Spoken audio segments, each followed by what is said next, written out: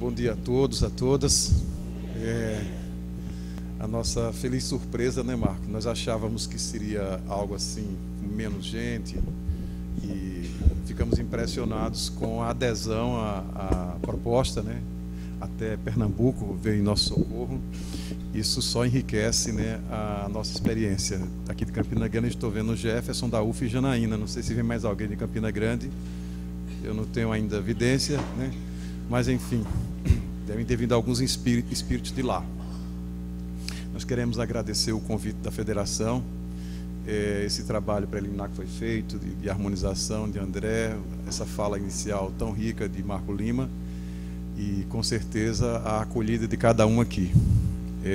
Tudo leva a crer que essa experiência de hoje vai ser uma experiência muito rica, porque uma coisa é você estar atuando, trabalhando, outra coisa é ouvir outras pessoas que estão fazendo coisas semelhantes, né? E às vezes, normalmente de forma muito melhor, numa angulação que lhe escapa, e você permitindo que esta outra pessoa fale, contribua, né? Alarga os seus horizontes. Então essa dinâmica do diálogo é algo que enriquece a doutrina espírita, né? O pessoal, nós sabemos que, por definição, o espiritismo nasceu filosófico, e a filosofia, ela é dialógica, né?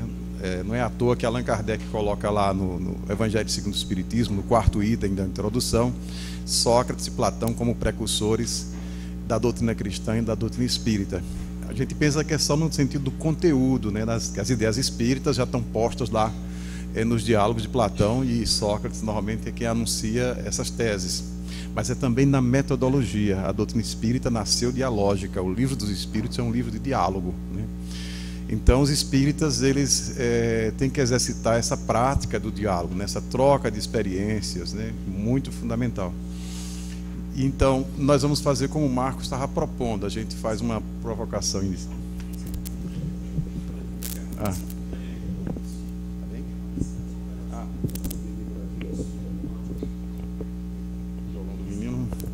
Tá melhor assim, né? Melhorou? Que aí a angulação, deixa eu ver. Então, esta casa também ela respira, né, Marco? Muita vivência bonita. Sempre fomos muito bem acolhidos aqui, e as nossas vivências, não somente com esta casa, mas com os que atuam nesta casa, com Raimundo, com Marco Lima e com Aristides e tantos outros, né, que nos acompanham, com Tereza, até mesmo nessa tarefa da divulgação do pensamento espírita, né, da doutrina espírita. Marco deve lembrar com muita facilidade das nossas andanças nos anos 80, né?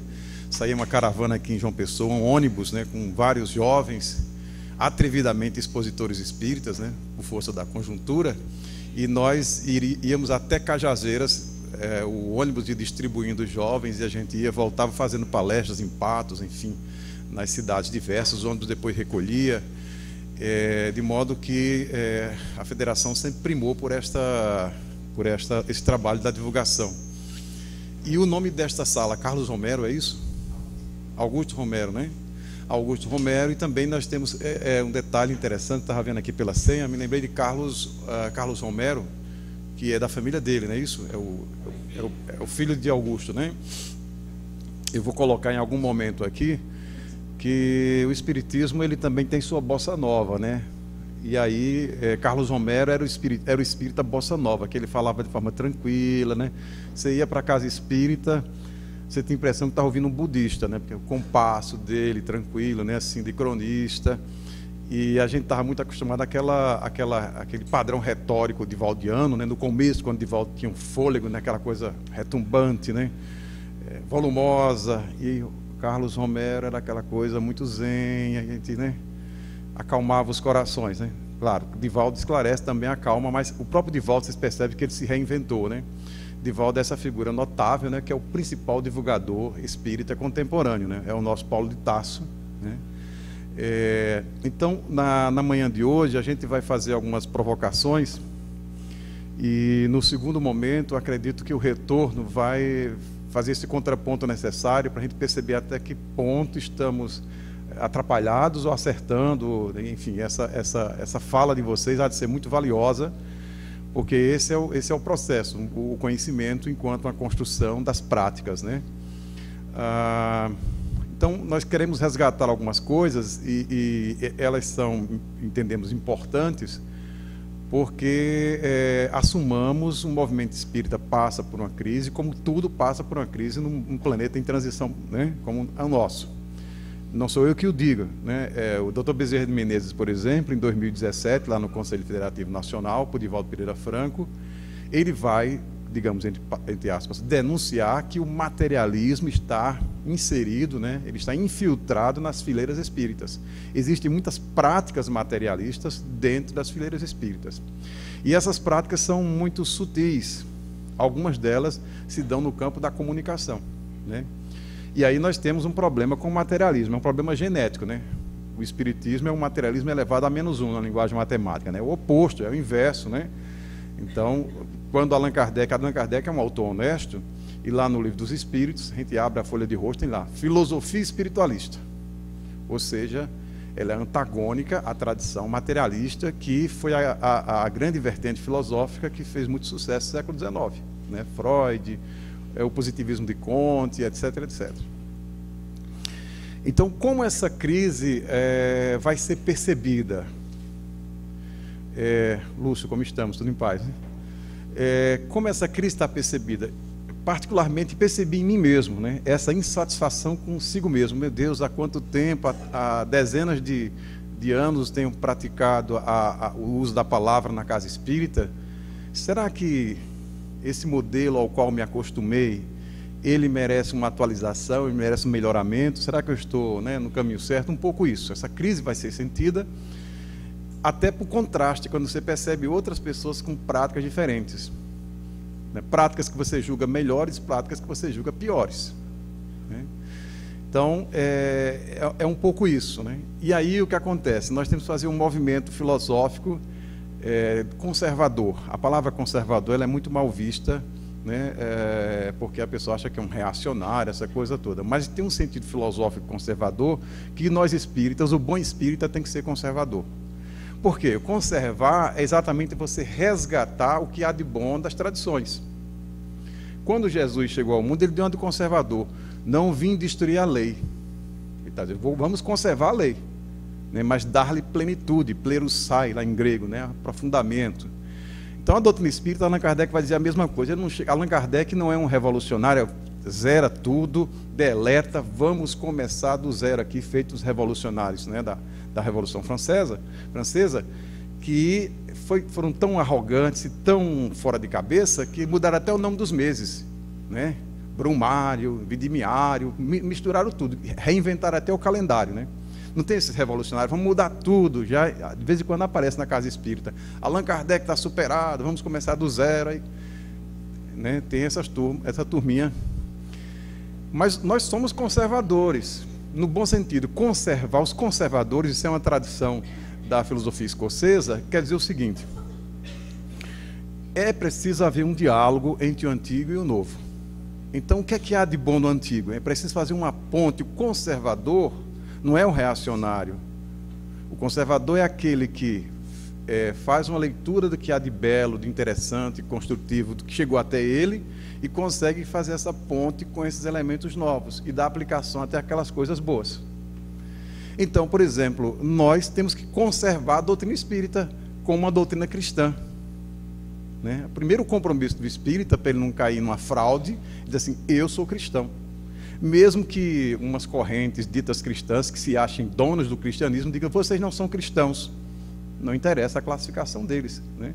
Quem diz isso é Allan Kardec lá, porque no Evangelho segundo o Espiritismo ele amarra completamente isso. Então, uma outra coisa, nós temos que conservar a codificação. Por uma questão de honestidade, eu preciso estudar Allan Kardec, conservar o que Allan Kardec tem lá e aprofundá-lo e avançar, né? Então eu posso pegar Allan Kardec, o Livro dos Médiuns, e posso fazer uma ponte com André Luiz. Ao ler André Luiz, eu não vou negar Allan Kardec, né? Com Joana de Ângeles, etc, etc. O próprio mundo espiritual nos favorece com essa atualização. É um complemento. Então, sempre nessa perspectiva. Então, é preciso fazer um recuo nessa perspectiva do conservador. Ou seja, o espiritismo não surge do nada, na verdade ele faz parte de uma grande tradição ocidental, né? Que eu diria até que foi retardada, né? Porque dá a entender naquele livro Cartas e Crônicas, de Irmão X por Chico Xavier, que o mundo espiritual tinha montado um casamento das civilizações, né? A gaulesa, a celta e a tradição greco-romana, e Júlio César estragou. Eles sabem disso, né? Ele estava quebrado lá em Roma, invadiu as Gálias, né? E aí o casamento não aconteceu. Mas ele ficou devendo, né? Ele deixou a noiva no altar. No século XIX, vocês sabem disso, Júlio César volta como Napoleão, né? Quem diz é Viana de Carvalho, quem diz isso também é o próprio Irmão X. E ele tem que colocar a França, a casa em ordem, para poder Allan Kardec passar o asfalto. Foi o que aconteceu, não é isso? Né? Tem aquela mensagem, Kardec e Napoleão. Ou seja, o casamento recusado, ali no século I a.C., termina sendo feito de algum modo, né? Ou ele criando as condições materiais para que Allan Kardec pudesse trabalhar. Então, nós temos sempre essa necessidade, né? Vamos começar, Paulo e Ocana? Então, vamos fazer umas ponderações preliminares e entender, contextualizar historicamente que a prática do uso da palavra na perspectiva espírita, a exposição, a palestra, como nós chamamos, ela precisa de um recuo até o cristianismo e dele até o judaísmo. Por quê? Quando a gente começa a fazer um estudo da história do espiritismo, o espiritismo não nasceu como o chamado espiritismo de salão, como nós conhecemos, né? Se fizermos um estudo, por exemplo, do espiritismo brasileiro, as casas espíritas foram estruturadas, e algumas até continuam sendo. A pessoa vai montar uma casa espírita, vamos inaugurar uma casa espírita. A primeira preocupação é o tal do salão, não é isso? Ninguém pensa assim numa sala mediúnica, em salas para evangelização. A arquitetura básica da casa espírita é o salão. Tem que ter, né, cadeiras, tem que ter, né, ali um púlpito, uma coisa assim, e tá. Né? As casas que são mais organizadas, que tem mais recursos via de regra, elas propõem uma nova estrutura, quer dizer, vamos ter salas de paz, sala de atendimento fraterno, vamos pensar as salas para estudo e para evangelização infantil, etc. Mas, se fizermos um estudo, quanto mais para trás, mais a gente vai perceber que a casa espírita brasileira básica, ela era um salão, né? E o era exatamente para a ideia da palestra. Mas esse modelo não está no espiritismo francês do tempo de Kardec. O que Kardec fez? Ele alugou uma sala comercial lá naquelas galerias em Paris, né? Que é o velho shopping center, né? Os franceses inventaram o shopping center, que você tinha uma rua e tinha outra rua. Entre as ruas tinha um beco. Aí eles mandaram cobrir, que era a tal da galeria. Isso é a matriz do shopping center. Você tem... A pessoa vai passando num beco, se tiver loja de um lado, loja do outro, pronto, virou um shopping center. Se colocar uma cobertura, vocês sabem que o Livro dos Espíritos foi lançado numa galeria, a Galeria de Orleans, né, no Palais Royal, não foi isso? No mês passado, né, em abril, 18 de abril de 57. Né? Então, Kardec era um homem muito sensato, muito prático, e ele é muito mais do que o codificador, ele era um homem também, um administrador. Tem Kardec, o administrador, é esse homem que tem uma iniciativa de lançar a revista espírita e de criar as condições materiais para se criar uma sociedade. Então ele vai criar a Sociedade Parisiense de Estudos Espíritas. Essa sociedade, ela não é criada como um salão, até porque na França naquela época era confusão. Estávamos na ditadura de Napoleão III, né, o sobrinho de Napoleão Grande. E não tinha liberdade religiosa como nós a temos hoje. Aquela história de um limite de pessoas reunidas para falar sobre religião, porque a igreja ela tinha assinado uma concordata com Napoleão I e era a religião oficial da França, mais ou menos assim, né? Então, os livros eram censurados, controlados, né? Tem detalhes que nós sabemos hoje que o espiritismo escapou graças à mediunidade, né? A mulher de Napoleão III era média e, enfim, mandava chamar Kardec lá no Palácio das Tulherias, né? Allan Kardec, para poder acelerar o processo, para poder obter a licença e abrir a Sociedade Parisiense dos Espíritas, teve que dar uma carteirada, no bom sentido, de colocar um general espírita que tinha acesso lá ao pessoal. Está lá isso dito, né? Então, senão ia ficar travado. Ia parar num bispo daqueles, e o negócio não ia avançar. Mas quem ia peitar o general? Costas largas. O mundo espiritual sabe o que faz, né? Aí, abre-se a Sociedade Parisiense de Estudos Espíritas. E ele é aberta como uma sala mediúnica praticamente, né? A sociedade, ela assim, tinha algumas pessoas que eram médios, ou queriam estudar mediunidade, ou queriam participar, pessoas sérias, elas se tornavam sócias, e novas pessoas eram admitidas a partir de indicação dos sócios já existentes. Então não tinha palestra. Isso é a invenção do espiritismo brasileiro, né? No entanto, Allan Kardec, lá em Obras Póstumas, ele vai prever isso no projeto em 1868, vai falar do ensino oral, né? Até porque o espiritismo não tinha esses contornos que ganharam no Brasil, né? Que ficou um pouco mais religioso do que filosófico e científico, né? Então, de algum modo, à medida que o espiritismo vai chegando no Brasil, ele vai ganhando essas conotações e vai criando um espiritismo de auditório, né? De grandes públicos, do ensino oral, como Allan Kardec tinha previsto, né? Então, é um modelo consolidado. Até por uma questão de conjuntura. Aquela França do tempo de Kardec não poderia praticar isso que nós temos hoje com maior liberdade, né, por aqui. No entanto, o espiritismo, ao se afirmar também como uma religião, sobretudo no Brasil, ele vai se alinhar com esse arquétipo do ensino oral, né? Ora, aqui está Jesus numa sinagoga. Vocês lembram essa passagem, né, que ele chega lá, né? Nenhum profeta é bem recebido em sua própria casa.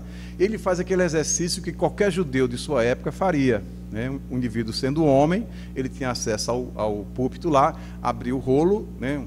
Uma passagem específica, poderia lê-la e comentá-la. Ele leu exatamente Isaías e era o que o anunciava, né? E aqui nós temos exatamente o pontapé inicial, digamos assim, que deve ser o nosso fundamento. Porque Jesus, em Marcos, vai dizer: disse-lhes, indo ao mundo inteiro, proclamai o evangelho a toda criatura. Então, o núcleo dessa expressão para nós é a proclamação, é o proclamar, anunciar, né? Então, muita gente naturalmente lê essa sentença até de forma equivocada, de forma fanática, e sai, né, falando à torta e à direito, tentando pregar para todo mundo, né, em fila de banco e não sei o quê. Olha, vamos falar sobre reencarnação, e a pessoa, né? É isso? Porque ele esquece de combinar com outra sentença. O jogo da mente judaica é essa, né? Você tem uma sentença e tem outra, e às vezes tem que pesar, tem que ter uma balança na cabeça. Ele vai dizer outra, né? Não se deve lançar pérola aos porcos, nem coisas santas aos cães, não é isso? Essa está valendo, mas a outra também vale. A depender da conjuntura, quem pesa mais, né? Porque tem um momento lá, por exemplo, que o opositor vai dizer assim, que o alto protegeria, que ele se lançasse do pináculo, não é isso? Lá nas tentações, o sujeito lá faz uma combinação que ele pega uma sentença bíblica, né? Que o Altíssimo o protegeria.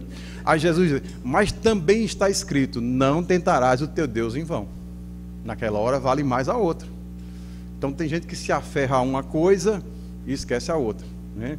Ou seja, a comunicação das coisas do Evangelho pressupõe um contexto, né? Não pode ser assim, de forma banal, em qualquer lugar, em qualquer circunstância e para qualquer pessoa, né? Mas vamos em frente. Então, aqui nós temos outro momento que Jesus exercita essa condição de comunicador, de explicador, né? De proclamador. Vendo as turbas, subiu ao monte. Após assentar-se, aproximaram-se deles seus discípulos e, abrindo a sua boca, os ensinava, dizendo, né? É o começo do Sermão do Monte. Então Jesus vai ensinar, né? Ele vai ter uma postura de mestre ali, né? De rabi. E é uma outra coisa que Emmanuel explora muito, que é essa coisa de Jesus ensinar a multidão desprezada, né? Quem vai ensinar a multidão? Qual a nossa relação com a multidão, né? Essa é uma questão interessante. Dos desvalidos, né? Então, o ato de abrir a boca, daí a questão da oralidade, né? O espírito André Luiz, na obra Evolução em Dois Mundos, psicografada por Chico e Valdo Vieira, ele faz uma apresentação da evolução de várias partes, inclusive do aparelho fonador. Ele tem lá um capítulo chamado Palavra e Responsabilidade. E ele propõe a reflexão. A gente nunca pensa quantos milênios o mundo espiritual investiu para que o nosso aparelho fonador chegasse a essa apresentação hoje. Que você pode cantar, pode sussurrar, pode gritar, pode falar, não é isso? Quantos recursos o aparelho fonador dispõe hoje? Porque imagine se você recuar nos milênios, a gente podia estar grunhindo, aquela coisa meio macacoide, né?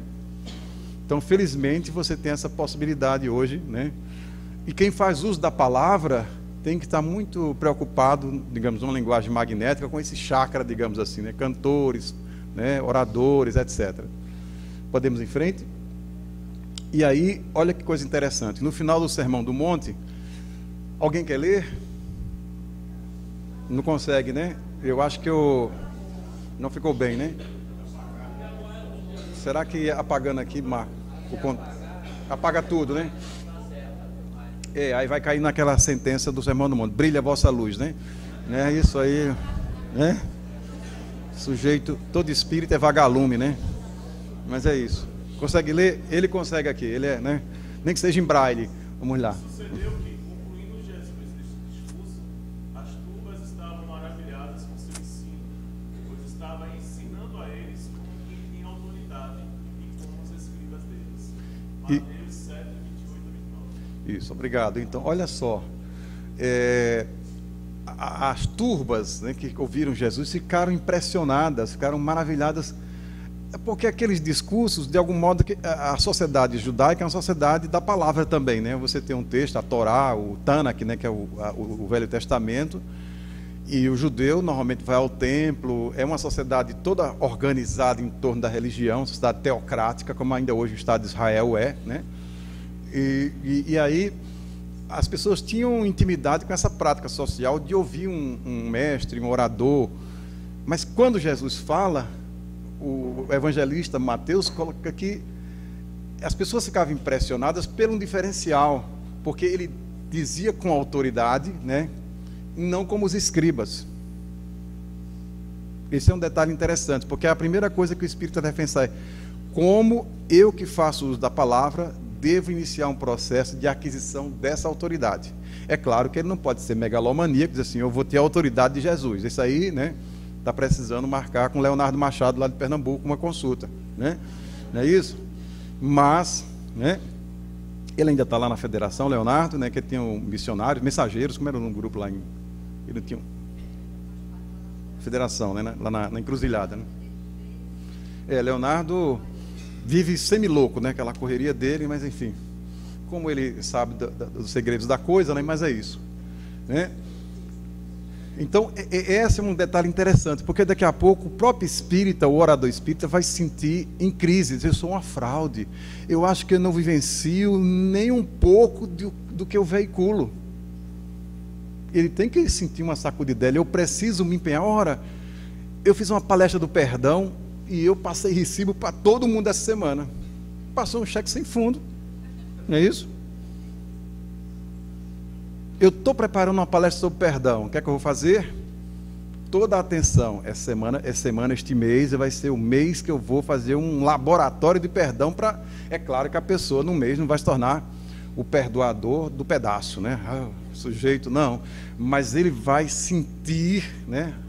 Outro dia, Peixinho comentava uma coisa interessante. Peixinho fez uma provocação lá na Federação do Estado da Bahia e disse assim: vamos estudar o Sermão do Monte? Vamos, hein? Tá, vocês vão passar, cada um vai ter uma preocupação aqui, não vai ler o Sermão do Monte essa semana inteira, não. Vocês vão pegar só uma sentença, ou um pedaço de uma sentença. E aí, semana que vem, sábado, a gente conversa. Se vocês conseguem vivenciar essa sentença. Aí foi o chororô, no sábado seguinte: olha, eu tentei, eu não consegui. Uma sentença, né?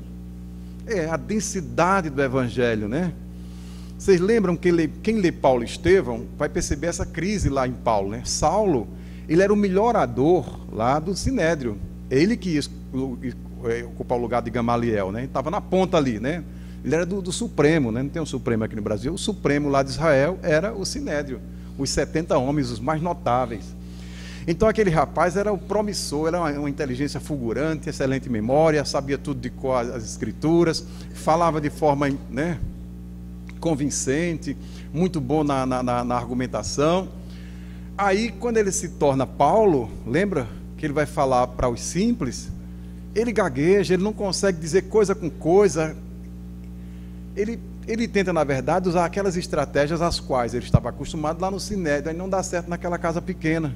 Aí Barnabé disse, deixa, dá um tempo aqui. Paulo começou a fazer um trabalho assim, mais modesto. Ele começou a fazer uma espécie de esclarecimento de coisas do evangelho para lavadeira, para pedreiro, para pessoas simples assim, em particular. E a pouco e pouco ele foi percebendo que ele precisava se reinventar. Está lá em Paulo Estevão isso, né? Ele cai em crise. O maior orador, né, de Jerusalém era um atrapalhado, né, na tribuna cristã, que ele não sabia aquele manejo. Vocês percebem que ele fica irritadíssimo depois com o Saulo, um pouco antes, como Saulo, quando ele escuta Estevão falar. Porque aquele homem que parecia ninguém, ele era inspirado e dizia as coisas convincentes, havia um magnetismo na voz, ele conseguia manejar adequadamente as sentenças da tradição. E Saulo disse, mas quem é esse? Eu nunca vi passar lá em Jerusalém. Né? Ele tinha um despeito por Gesiel, não é isso? Lá em Paulo Estevão. Né? Aliás, Paulo é o nosso patrono, digamos assim, né? Porque é ele que, por excelência, é o grande divulgador do Evangelho. Né? Simão Pedro e os outros apóstolos ficaram ali mais recuados, eles não tinham até recursos culturais para tanto, né? Mas Saulo era o sujeito, era o vaso escolhido, o sujeito preparado para a palavra, que ele já tinha um currículo muito bom nessa área. O problema dele era ideológico, né? Era o viés que ele tinha, né? Mas Jesus gosta de aproveitar quem já está pronto, né? Então, teve que convocar Paulo e outro dia, Raul Teixeira, alguns anos atrás, algumas décadas atrás, né, Paulo? Né, Marcos? Raul Teixeira dizia que ele tinha, como médium, presenciado uma experiência muito interessante. Ele saiu do corpo, com Camilo, o mentor dele, e se viu em Atenas, na cidade de Atenas, e lá o espírito Paulo se reuniu com muitos expositores espíritas. Né? Raul dizia isso. Então, de algum modo, quem mexe com a palavra tem alguma coisa com Paulo. Né? Então, por isso, né? Então, por isso Paulo Estevão é um livro necessário para nós, né? Lá o Romance de Emmanuel. Kardec prevê isso, quando ele fala dos espíritas imperfeitos, ele coloca essa categoria, aqueles espíritas exaltados, esses fazem um desserviço à doutrina. Mas essa questão da vivência da palavra pela autoridade da vivência, melhor dizendo, é preciso que a gente possa fazer um ajuizamento. É claro que a pessoa não vai adquirir aquelas qualidades morais que dão sustentação por excelência. Ninguém vai virar um Estevão da noite para o dia. No entanto, por uma questão de honestidade, a pessoa diz assim, eu preciso enfrentar esse bicho, eu preciso assumir, eu preciso admitir que eu tenho dificuldades, eu preciso entender, eu preciso sentir como esta coisa funciona em mim mesmo. Porque nós temos milênios, né, de más tendências, como coloca lá o capítulo 17 do Evangelho segundo o Espiritismo, né? Reconhece o verdadeiro espírita pela sua transformação moral, pelos esforços que faz para vencer suas más tendências. Nós temos más tendências. E a aquisição dessas más tendências foi em um período milenar. Então, a gente não vai desmontar isso da noite para o dia. Agora, tem que começar. E tem que ter consciência disso. Eu tenho esse problema, e isso me incomoda. Vou dar um exemplo. Nós tínhamos uma colega de um outro estado do Brasil. Ela tinha umas encrencas homéricas com o marido. Assim, pensa num casamento pouco funcional. Ela era espírita, presidente da casa, a principal oradora, e ele era, né, coisa nenhuma, assim, não tinha vínculo com nada, né? E eles se desentendiam, era notório na cidade também, ela é empresária, né? Mas enfim, aí ia fazer a escala do mês. Alguém ia fazer a escala do mês, e chegou um momento que isso passou para a minha competência. E havia um projeto da gente sugerir temas para os expositores. Quando chegou a parte dela, coloquei lá, acho que o tema do perdão, se eu não me engano, na época. Isso foram nos anos 90. Isso foi nos anos 90.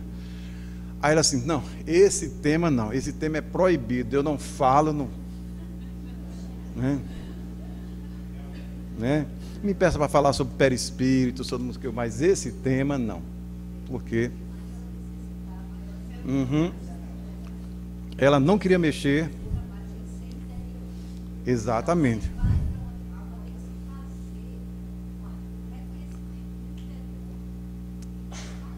Exatamente. Essa é uma vivência, né? Então ela se incomodava porque ela não queria iniciar esse processo. Se nós temos um problema, digamos, com o perdão, com a paciência, eu nunca vou assumir uma palestra sobre a paciência. Muito pelo contrário, ela é urgente.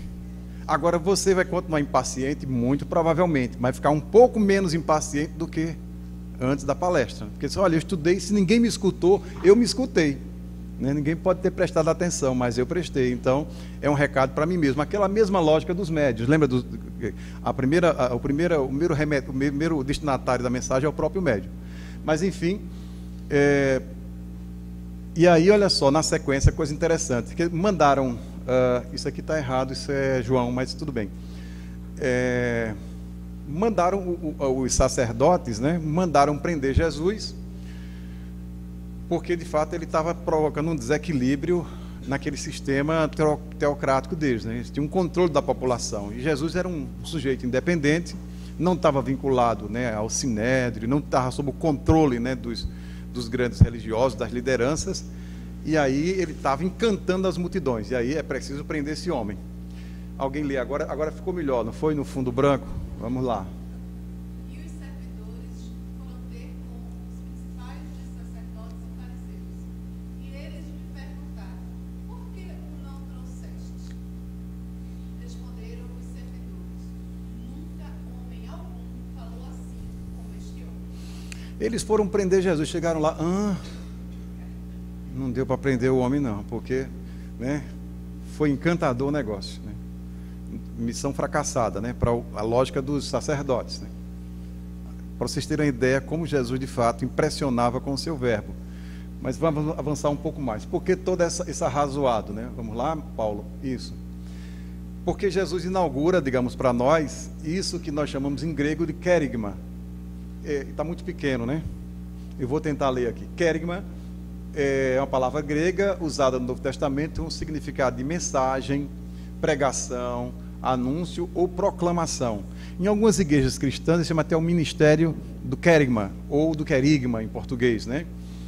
Segundo o Novo Testamento, Jesus lançou o seu ministério ao entrar em uma sinagoga de Nazaré em um sábado e ler um trecho do livro do profeta Isaías. Aí está o texto, né? A afirmação de que Jesus faz nesse momento é conhecido como o querigma em português, né? E a base de sua pregação aos homens. Apesar de ter sido efetuado originalmente por Jesus, entende-se que o querigma em grego, né, se refere a um ato individual que pode ser realizado por qualquer cristão, mesmo sem experiência ou treinamento prévio. Aí vem a questão que o Marco colocava agora. Nós estamos numa situação intermediária. No caso do segmento católico e protestante, houve uma estruturação para o que nós chamamos de profissionalismo religioso. Então, por exemplo, o menino vai lá ser um proclamador, né? Então ele se torna seminarista, passa um período lá de qualificação, 4, 5 anos no seminário, e depois ele é ordenado e vai, né, para a missa fazer o trabalho dele. Nós não temos seminário espírita e não teremos, né? Porque Emmanuel vai dizer, e como ele foi sacerdote muitos anos, muitos séculos, em muitas reencarnações, ele vai dizer que isso traz largos prejuízos para a palavra. O sistema espírita é um sistema espontâneo. Ninguém aqui fez curso, fez seminário, passou, né, tem um certificado, olha, eu sou expositor espírita, passei 4 anos aqui aprendendo retórica, não sei o que, não existe isso. Às vezes, normalmente o que acontece? O indivíduo já tem experiências, né, com a palavra de outras existências, muitas vezes foi um religioso, muitas vezes ou quase sempre foi um religioso fracassado, usou a palavra para baixo, não para cima, né, e está tentando se recuperar hoje, mas ele pode ter a tentação de repetir, né, a queda, não é isso? A gente está nessa possibilidade, né? Então, eu lembro que quando estávamos na juventude, num certo grupo lá em Campina Grande, tinha um rapaz que falava de forma muito brilhante, mas de forma diferente. Tinha uma médium da casa, e ela dizia assim: estou vendo, é ele, de novo. Quem? É o bispo. Ele é o bispo, você não está vendo não que ele é o bispo? Ele era um bispo, parecia, quando ele começava a falar, ele ficava meio transfigurado, e aquela personalidade da vida anterior terminava sendo visível, digamos assim, para a médium que estava ali ao lado. Ele deixou o movimento, né? Ficou uma pessoa muito orgulhosa, muito inchada, porque ele manejava o evangelho como se fosse naquela vida passada. Ele não fez uma adaptação, ele não adaptou, não se sentiu espírita. Ele não coube do espiritismo, preferiu deixar, né? Então, esse arrazoado, o fundamento é isso aqui. Alguém lê para nós? Mal encarado, verdadeiro profeta. O verdadeiro profeta é um homem de bem, inspirado por Deus. Podeis reconhecer pelas suas palavras e em seus atos. Impossível é que Deus se sirva da boca do mentiroso para ensinar a verdade. Aí está o problema, né? Ou a solução, como queira, né? Então, há horas que você pergunta, será que eu não estou sendo mentiroso? Ou eu estou sendo verdadeiro? Quer dizer, a gente tem uma meta. Nós caminhamos para se alinhar com esse perfil do verdadeiro profeta, porque ele é um homem de bem. Lembra lá do texto do Evangelho segundo o Espiritismo, o homem de bem? O verdadeiro homem de bem é aquele, não é isso? Que Allan Kardec é um texto tão bonito, tão completo, assim, o perfil do espírita, né? Perfil ético do espírita, que esse texto está lá na questão 918 do Livro dos Espíritos, né? E Allan Kardec o transpõe e o alonga, né, no Evangelho segundo o Espiritismo. É um texto que a gente tem que estar checando, porque ali é um texto descritivo, é um texto que ele mostra quais são os comportamentos, né, a conduta do espírita. Então o espírita tem que ser um homem de bem, l'homme de bien, não é isso? E aí, o detalhe aqui, inspirado por Deus. Essa é uma expressão, né? Porque inspirado por Deus, o que acontece? Nós espíritas sabemos que a fonte da verdade é Deus, mas existe entre Deus e nós os intermediários, espíritos diversos. Se você estiver sendo inspirado por André, ótimo. Por André Luiz, melhor ainda. E assim vai. Não é isso? Já está muito bom, né? Isso me lembra do professor José Jorge, Marco José Jorge, né? Era uma figura, né? Era um gigante, embora pequeno, né? O professor José Jorge contou um caso real, essa questão de que pessoas, olha, eu estou sendo inspirado por André Luiz, por Emmanuel. Hoje em dia tem muita gente, né, que até anda psicografando esses nomes. Eu conversava recentemente com César conversou com César Braga Saíde, ele conversava com Divaldo, e Divaldo disse que Dona Ivone Pereira anda se queixando, que muita gente anda usando o nome dela por aí. Ela disse, não, eu não escrevi esse livro não sei nem quem é. Avisa aos navegantes, né? Mas enfim. Aí o que acontece? Aí Zé Jorge disse o seguinte, ele disse que lá em Minas encontrou um grupo, o pessoal assim muito ingênuo, naquela coisa essa história de baixar a guarda para nomes imponentes, e um dia chegou um espírito e disse assim, meu nome é Agostinho. Disse, o grupo está bem, está recebendo o Santo Agostinho. Aí Agostinho vai, Agostinho vem, né? E o grupo começou a anotar as observações. Agostinho, Santo Agostinho, como é que a gente faz para fazer isso? E o espírito dizia, faça assim, faça assado, e o grupo fazendo bobagem, né? Aí lá para as tantas, um dia uma pessoa que tinha um mínimo de leitura disse assim, Aurelius. Aí disse, Aurelius? O espírito disse, Aurelius? Sim, o senhor não é Aurelius? Não, meu nome é Zé Agostinho. Não era Aurélio Agostinho, que é, né, o bispo de Hipona, essa coisa toda. Então, né? Então, esse é um detalhe interessante, e esse é um dos eixos do nosso trabalho, né? Que é a ideia de reconhecer que a exposição espírita é um trabalho mediúnico de inspiração. Que tipo, não, eu sou uma pedra, eu não faço nada, eu não sinto nada, eu não vejo nada. Não existe isso. Um bom expositor, idealmente, é que ele, né, seja como o poeta grego, né, como os profetas, né? O poeta na Grécia Antiga, ele era um enteosiasmos, ou seja, um cheio de deuses, né? O poeta, quando ele estava inspirado, era o Deus que falava com ele, né? Quando acabava a inspiração, ele ficava um qualquer, né? Às vezes acontece conosco, a pessoa está na palestra, naquele momento você fala, o Espírito fala com você, você está inspirado, você se agiganta, fica muito melhor. Quando terminar a palestra, você volta a ser a pessoa básica que você é, a pessoa, não sei o que, não, aquilo era, né, uma situação.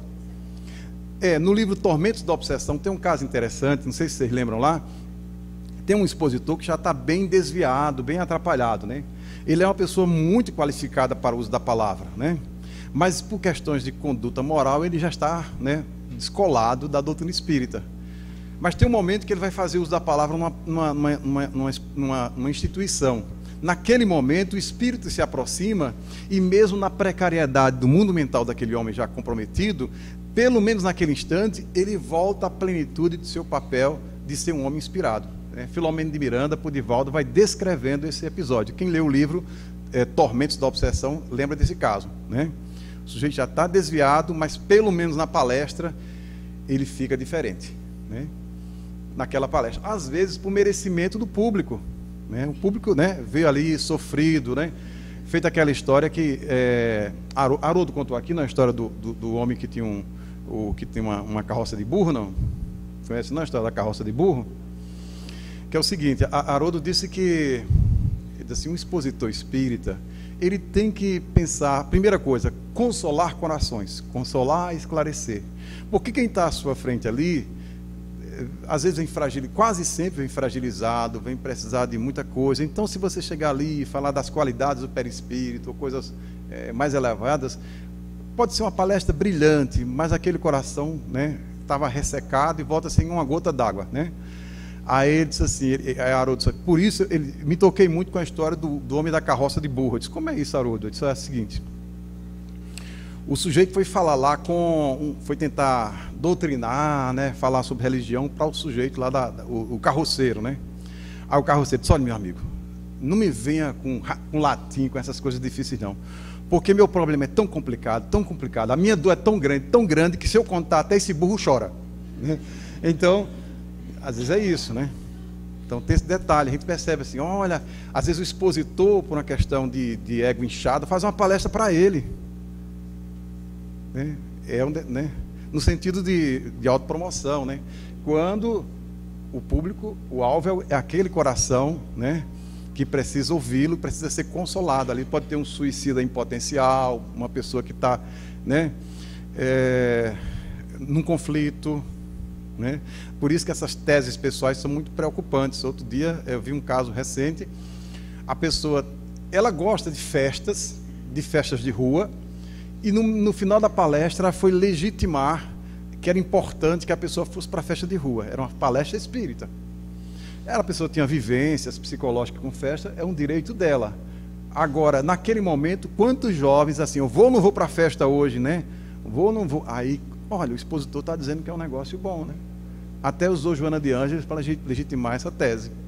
Então, era uma necessidade da pessoa, ela precisava se defender de uma acusação, né? Enfim.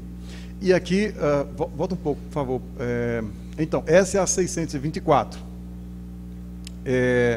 E aqui você tem, de um lado, a inspiração e o outro, o ensinar a verdade, né? Podemos.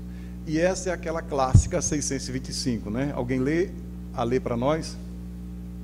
Qual o tipo mais perfeito que Deus tem oferecido ao homem para lhe servir dia e noite? Jesus. Para o homem, Jesus constitui o tipo da perfeição moral a que a humanidade pode aspirar na terra. Deus nos oferece como o mais perfeito modelo. E a doutrina que ensinou é a expressão mais pura da lei do Senhor. Porque, sendo ele o mais puro de quantos tem aparecido na terra, o Espírito Divino o animava. Vamos começar pelo comentário de Allan Kardec. Ele fala que a doutrina que ensinou é a expressão mais pura da lei do Senhor. Então Jesus ensinou uma doutrina, só que é uma tradução perfeita dessa lei do Senhor. Nós aprendemos lá em O Livro dos Espíritos, na terceira parte, tem as leis morais. E logo no primeiro capítulo, lei divina ou lei natural, não é isso? Lá fica evidente que a lei de Deus é a lei natural, não é isso? O que é que a gente está fazendo aqui na sequência das reencarnações? Tentando exatamente aprender a lei divina natural. As leis físicas nós já dominamos, né? Aí o pessoal já fez o Enem, sabe, está em dia, sabe física, matemática, não sei o que, como funciona o aparelho reprodutor, como se faz uma reação, um ácido, não é isso? Isso é a lei de respeito ao mundo físico, que também é uma lei de Deus. Mas existem as leis morais, né, que Allan Kardec vai colocar lá, ele e os espíritos, didaticamente, fatiou em 10, ou fatiaram em 10, não é isso? Lei do trabalho, lei da adoração, né, etc, etc. Lei do progresso. Então, a nossa demanda reencarnatória, a gente reencarna para poder entender, internalizar essa lei, né? Porque o que é o bem? O bem se confunde com a própria lei de Deus. Não está lá dito no Livro dos Espíritos?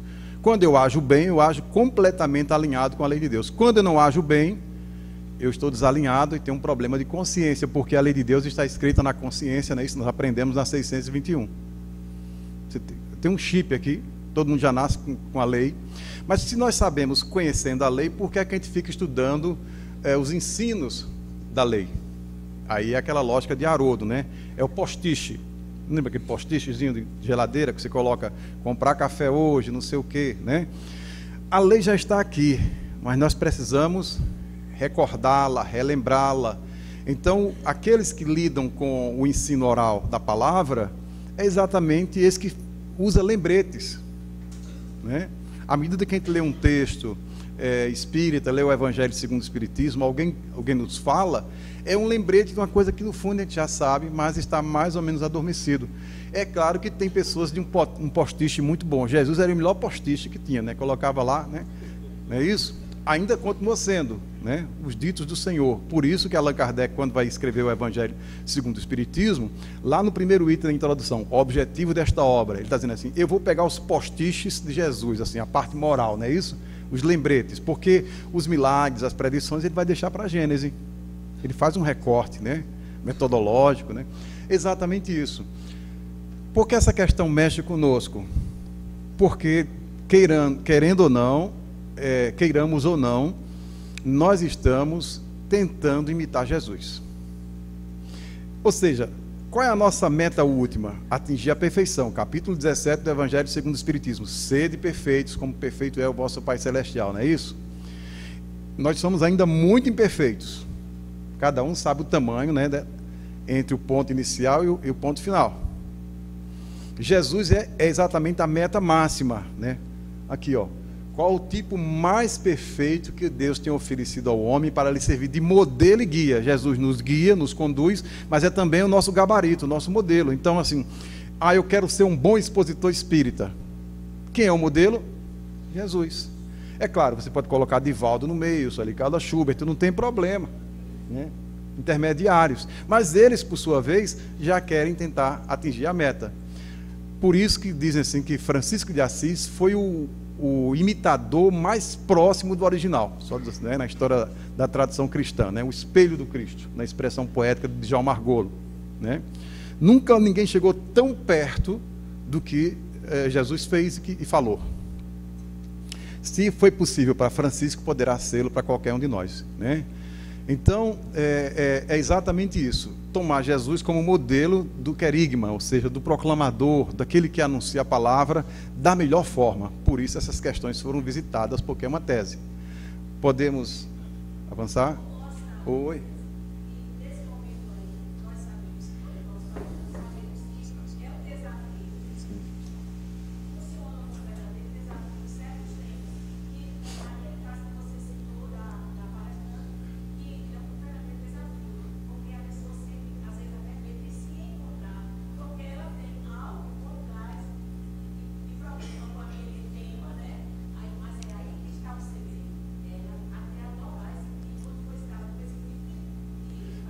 Isso.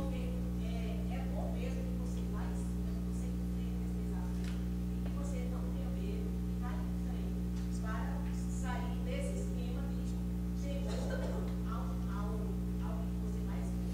Aí você até melhora e vai cada dia mais melhorando tanto como divulgador, como pessoa, como dentro do seu interior. Exato. A gente tem que sentir na nossa própria vida um funcionamento da lei natural, que é a lei do progresso. Digamos, se eu sou impaciente, é possível que a minha primeira palestra de impaciência vai ser uma coisa quase contraditória. Olha só quem está falando de paciência, eu te conheço, né? Aí, né? Eu estou me esforçando, essa palestra está mexendo comigo, né? Eu vou reeditá-la, eu vou ficar atento para isso. Digamos, no segundo, no terceiro ano, daqui a algum tempo, a pessoa, olha, você faz uma análise, olha como eu era, olha como eu já estou. Houve um progresso? Ótimo, né? Então, é nesse sentido, né? É um processo, cada um vai estabelecer como vai se dar a velocidade. O importante é que a pessoa deixe a inércia, não pode ficar o que está sendo, né? Então, nós alinhavamos aqui alguns pilares que entendemos que são competências básicas para qualquer pessoa que deseja assumir essa condição de expositor, de esclarecedor, de palestrante, como queira, né? Primeiro, vivência evangélica. A nossa matéria básica é evangelho. E aí a gente precisa fazer um adendo. A crise no movimento espírita é que muitas vezes as próprias instituições estão falando pouco de evangelho. Chega um expositor, isso aqui é casa cheia, fala de tudo menos de evangelho. O que essa criatura está fazendo lá? Isso é fraude. Eu vim aqui ouvir evangelho, olha, teve tudo aqui, filosofia, psicologia, sociologia, foi um banho de cultura. E evangelho que é bom? E mesmo que a pessoa fala, parece aqueles alto-falantes que não tem alma. Quando a pessoa tem vivência evangélica, essa vivência vai se manifestar na convicção que você sente sair do verbo, né? Aquele magnetismo diferenciado, e você vai adquirindo isso. Então, vivência evangélica. Se eu vou falar sobre evangelho, então eu não posso dissociar os meus estudos, a minha prática de expositor, do compromisso que eu tenho de estar constantemente vigilante para vivenciar o evangelho, de forma consciente. Não quer dizer que eu vou me tornar perfeito num freio de arrumação em uma semana, né? Aí é obsessão, né? Mas eu tenho que estar estudando o evangelho e o vivenciando. É um laboratório, olha só, essa sentença me incomoda um pouco. Eu consegui avançar, não consegui tanto, caí de novo, não sei o que tal. Cada um vai avaliando, né, a si mesmo. Esse é um modelo que é um pouco mais engessado, né? Que quando o próprio dirigente estabelece lá uma sequência, pode funcionar. Outra coisa diz assim, o expositor, eu quero falar sobre tal tema. Aí a pessoa faz um contraponto. Você não teria os fundamentos no Evangelho segundo o Espiritismo ou em outra obra para esse seu tema? Por exemplo, lá na Seja, em Campina Grande, está sugerindo isso, né? A palestra que eu vou fazer sábado é Hajamos calmamente confiantes no bem. Aí eu vou me fundamentar no capítulo 19, né, a fé transporta montanhas, lá do Evangelho segundo o Espiritismo. Então eu vou ter que trabalhar com Kardec, com os benfeitores, etc. Entendeu? Aí vai deixar essa coisa assim, olha, eu vou falar sobre qualquer coisa, né? Então, qual é o fundamento doutrinário de sua fala, né?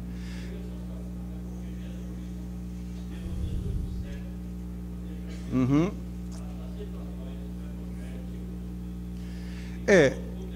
É um grande texto, inclusive é o texto predileto do espírita brasileiro, né? O Livro dos Espíritos, inclusive até em termos de edição, a Federação Espírita Brasileira e outras editoras mostram claramente isso, né? O Evangelho disparado é o livro de Kardec mais adquirido, né?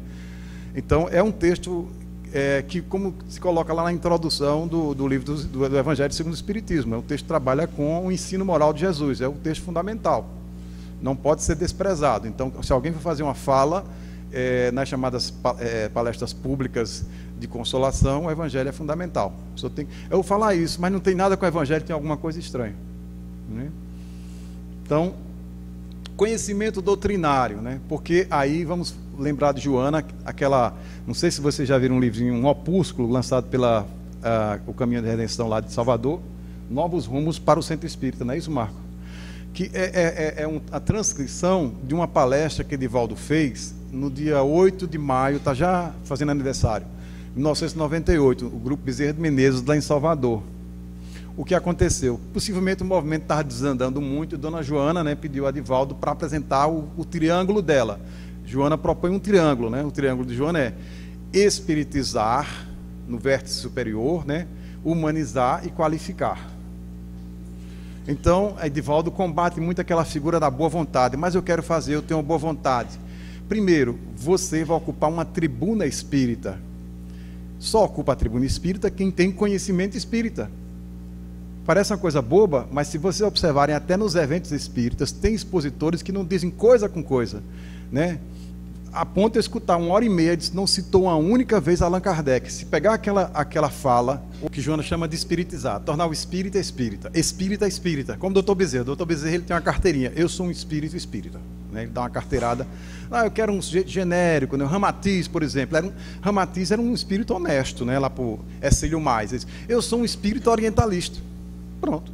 Se você gosta de misturar um pouco, aí vai de Ramatiz. Mas se você é espírita, Ramatiz não cai bem, né? Muito simples. Ele diz isso lá no prefácio de um dos livros, não sei se é Mensagem do Astral, coisa assim. Está lá, diz, bateu, já está se dizendo, ele está sendo honesto, sou um espírito orientalista. Então, eu lendo Ramatiz, eu pego um pouco do hinduísmo, não sei o quê, mas... Então, é isso que Janaína coloca, o letramento espírita, letramento mínimo, né? Essa alfabetização doutrinária. O indivíduo, se eu sou espírita, por uma questão honesta, eu preciso me espiritizar, me tornar espírita, que às vezes você percebe, puxa, eu não penso como espírita. Às vezes eu penso como materialista, como não espírita. Às vezes eu penso meio como católico, não tenho nada contra os católicos. Ótimo, né? A diversidade é excelente. Mas o católico tem que pensar como católico, o espírita como espírita. Eu vou dar um exemplo. Lá em Campina Grande nós tínhamos um programa de rádio e uma vez um pastor ligou elogiando o programa, disse: tem alguma coisa aí, né? Ou é um pastor assim muito tolerante, ou o programa está muito fluido, assim, muito genérico, né? O programa estava genérico demais, a ponto de não achei nenhum problema, tal, ele não achou nenhum choque com a visão doutrinária dele, porque o programa não tinha marcas espíritas. Quando você lê muito espiritismo, você começa a interpretar o mundo de forma espírita.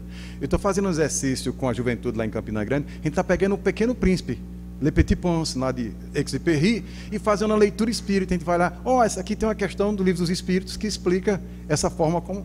Você pode ler o Diário de Anne Frank, pode ler qualquer coisa, você pode ouvir uma música, olha, vou fazer uma leitura espírita, vou interpretar como espírita e essa coisa. Agora, se isso é possível, se você tiver intimidade com o conhecimento espírita. Então, está havendo essa desonestidade no movimento espírita e cada um tem que se policiar. A minha fala é espírita, eu sou espírita, eu tenho paixão, tenho vontade de chegar em casa e ficar ali André Luiz, Joana de Ângelo, eu leio na marra, vai ter uma palestra de sábado. Me empresta um livro aí, menino, me dá aqui, eu tenho que anotar. Joana disse, né, não sei o quê. Mano, é chato demais, não sei o quê. Entendeu? Acontece isso, pode ver, para eu não passar aqui mentiroso, pega alguns eventos e você escuta falar de alguns expositores, não tem marcas espíritas, porque talvez o próprio expositor não tenha leitura espírita, mas está ali, porque é uma pessoa que comunica bem, etc, etc, mas isso é uma coisa complicada. Existe isso, às vezes há dirigentes que se impressionam, parece até que ele trabalha para o IBGE, ele quer fazer estatística, né? Olha, tem muita gente, já contei aqui... A questão é a seguinte, aquela pessoa que... Normalmente esse expositor genérico, ele faz uma exposição muito fluida, muito superficial, e aquilo não vai mexer, aquela pessoa pode ter problemas de conduta, vai ser aquele espiritismo cosmético, né, assim, superficial, não vai provocar mudanças profundas, aquela pessoa nem espírita ninguém sabe qual é o efeito que vai ter sobre ela. Ela não vai se engajar, né? Então, às vezes a pessoa até percebe, assim, aquele expositor que enche a casa, as casas que tem livraria, naquele dia daquele expositor nem vendeu o livro, quer dizer, a pessoa não tem nada a ver, né? Até a detalhe já percebi isso, né? As pessoas vão lá tão somente para ouvir aquela pessoa, a gente está numa sociedade midiática e tem essa coisa de superficialidade, né? De tudo... o espiritismo cosmético, o espiritismo de salão, essa coisa ligeira, né? Então, às vezes o dirigente se torna um pouco refém dessa lógica do número, né? Então, antes com menos gente, mas poucos espíritas, do que com muita gente, assim, visitantes que nem sabe, né? Até porque essas pessoas têm acesso à internet, lá tem muita coisa desses expositores, né? O ideal é que a pessoa que faça uso da tribuna, ela vá se integrando à casa, digamos assim, e na convivência se conhece o potencial do indivíduo. Evitar esse fechamento, essa coisa engessada, né? Olha, se Kardec tiver reencarnado hoje, ele com 6 meses numa casa espírita, está muito além de qualquer um de nós aqui com 10 anos de ESD. Então, já pensou? Isso foi um problema, é um dado real. Dona Ivone Pereira sofreu muito com o movimento espírita lá no Rio de Janeiro.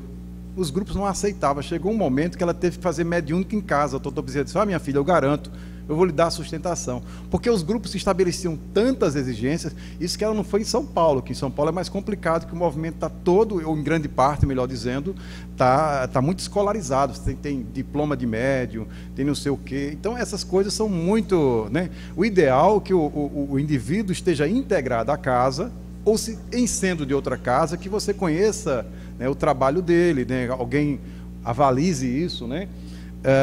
Mas assim, estabelecer tais coisas, porque às vezes o indivíduo tem um grande potencial, é um estudioso, é uma pessoa correta, né, dentro da condição humana, claro.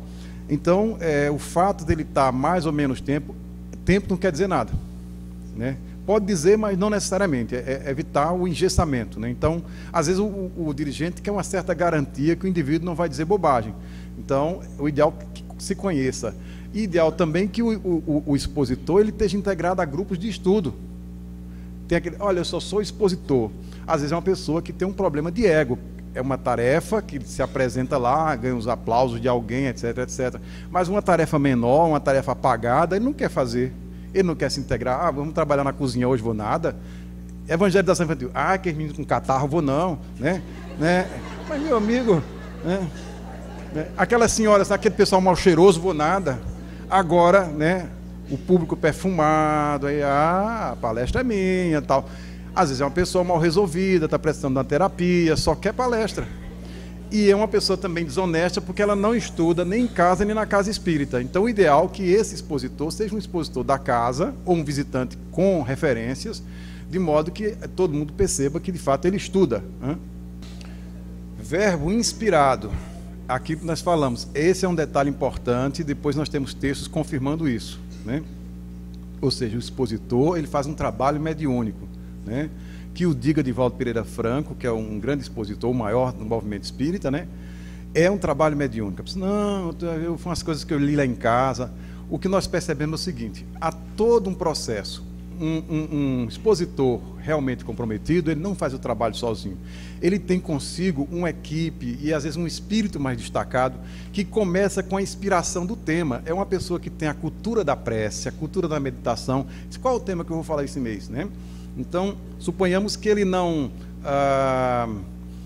tenha um convite expresso da instituição. Haja essa liberdade dele escolher um tema, né? Então, nesse caso, ele... Não, já sei, vou falar sobre isso aqui, porque é a coisa do momento e tal. Não, pede inspiração. O trabalho não é meu, eu sou apenas o expositor de uma equipe comprometida com a divulgação da doutrina espírita.